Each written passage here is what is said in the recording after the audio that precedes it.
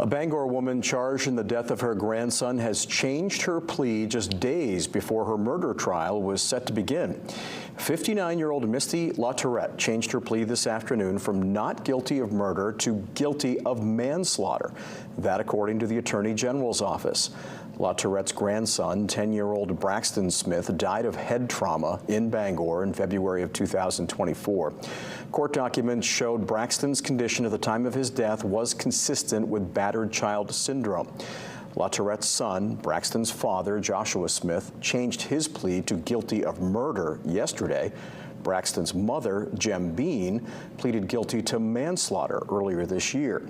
LaTourette's trial was supposed to begin on Tuesday.